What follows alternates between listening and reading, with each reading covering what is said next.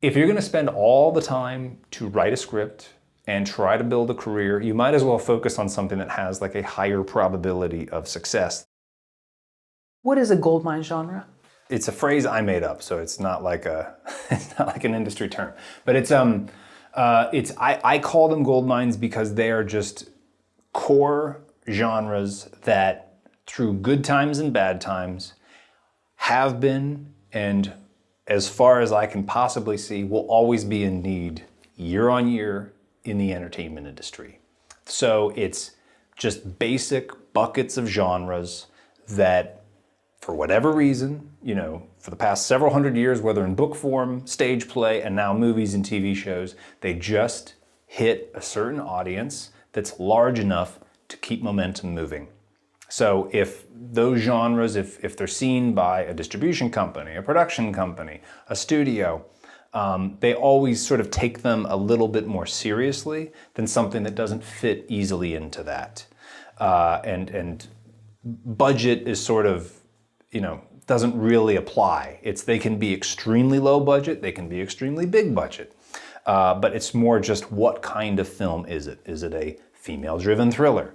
Is it a Christmas romance? Is it something along those categories that just fits perfectly with what the industry needs year on year? How many goldmine genres are there? I say 6. You can dive a little bit deeper than that, but it really kind of fits into 6. There's Christmas. There is female-driven thriller. There is tween girl. There's sort of, I call it like the aging male action hero film. There's creature features. And then there are, I'd call it like family safe, but boy-driven adventure story. So that'd be like your treasure hunters, kind of Spy Kids kind of thing. Creature features, those are kind of self-evident, and those range from like Sharknado to like very high-budgeted Hollywood films. Your aging male action hero film on the extreme low budget, these are movies that are shot like for less than $1.5 million or $2 million. But they have like Jean-Claude Van Damme or Dolph Lundgren for like one day on set, and they're like the mastermind boss at a desk. And they edit it so it appears, scattered throughout the film, but the key thing is that they get to be on the poster. Christmas movies, they're self-evident. If you can throw in a dog, that's great.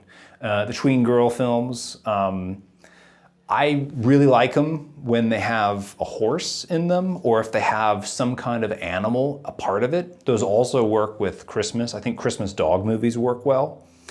Christmas and a horse, that absolutely fits the season if you have a nice snowy background and all. And then, they just work consistently, and you'll see them. Like once you kind of categorize it like that, you'll see them every year. Big studio films down to like microscopic budgetedly titles, like you'll see them. Those are the ones that just Hollywood consistently needs. You see lots of comedies, you see lots of horror. That stuff is usually developed the other way around, which means that a studio is trying to promote a big comedy talent. And like Comedy Central worked like this for a long time. So if you have somebody like an Amy Schumer, they identified her, and they kind of dabbled a bit by testing with like, well, let's do some 1-hour specials and see how that does. Okay, well, the audience is there, it works. Let's maybe put them in a movie or something. And you see that with a lot of comedy talent. It follows that kind of pattern. So it's not like somebody wrote the script and then the studio executives just went, wow, this is great, let's get this talent to put. It's the opposite way around. They're trying to build a giant brand around a talent and promote that talent in their career.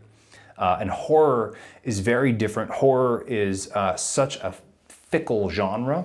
It's you need to nail it, and it's the audience is so specific with horror, and the attributes that will land a horror film are very different than other genres. Like who the director is critical in horror.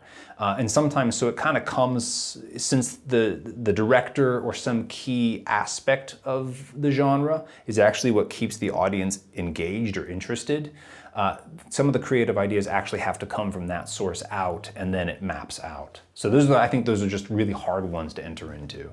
And then just like standard issue dramas, like they're just boring. They require so much talent to sell it, and that talent is so expensive. It just makes it really complicated. When you're talking about some of the movies that most screenwriters would be sort of hired for, it would be like just sort of one protagonist. Correct. Yeah, it's you got to think of it like barriers to entry. You know, not to use too much like business jargon in this kind of setting, but I mean, I think screenwriters, if you're going to be starting a career, you need to think about it as a career in an industry. And I think that the easiest point of entry is, yeah, focusing on the one protagonist story. You can have your B plot, you should, but it's really got to follow that one protagonist on his or her journey. Usually her. I think there's a much larger female audience in general, or a much larger need of content for female audiences. So I think having a protagonist be female is pretty critical in whatever genre you focus on. Let's take the movie with Rob Lowe, the dog movie, that's done really well on Netflix. But there's also the Channing Tatum one. It's a dog movie too. It's a great vehicle, yeah. But women like it is an attractive story to have a guy with a dog.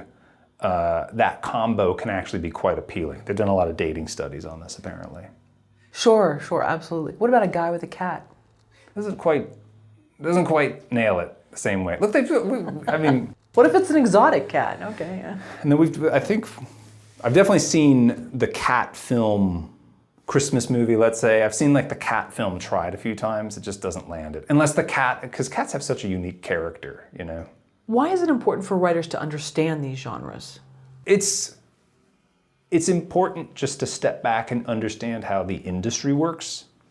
And since these are the genres that are just consistently in need, focusing a lot of attention on there is I think, pretty critical. Like it's if you're going to spend all the time to write a script and try to build a career, you might as well focus on something that has like a higher probability of success than something that has a lot more barriers of restriction against you. So if you're just focusing on these genres, understanding and being realistic that like, hey, this is what real people want to watch, and choosing to write that just makes a little bit more logical sense in terms of like opening your doors of opportunity. And one shouldn't think that these genres are, just overly cliched or not important enough. There's so many stories you can tell within them, and you can dive really deep into character and really convey some amazing ideas, even with these sort of like tried and tested genres. So I don't think they should be dismissed. I think there's a lot of really good opportunity for writers in them. And you're talking about working writers that are not on a TV show, that have a career, that make money, that support themselves from their scripts to churn out these things. It's not just like a one-off art film that they're going to win a contest. These are people that are building a career off this. Yeah. These are definitely career writers who like the writers we work with them consistently, and they churn out scripts. I don't mean to undercut it, but I mean, like, they can write fast and they can deliver quickly, and they're writing a new script every month, maybe every 2 months, and they're getting paid on them. And so it's like, that is a career. They built that slowly. It took time to build, but they got to a point where they said, like, look, I can deliver tween girl movies like really, really well. I can write them very fast. I can write them in really strong detail. I can convey some very solid, wonderful ideas within them. I mean, think about what you can do with that. You can explore so many ideas about complications in adolescence, stress you feel with adolescence. You can dive into mental health issues. You can dive into body positivity. You can dive into so many facets, all within like one cliched idea. And if you're going to be writing these deep experiences, or if you're going to be writing meaningful stories and you just put it inside the bright shiny box of a gold mine genre, like, you're going to get noticed. I'm not saying you're going to get the deal. It's like, but like, you might as well do the thing that's going to open more doors of opportunity for you.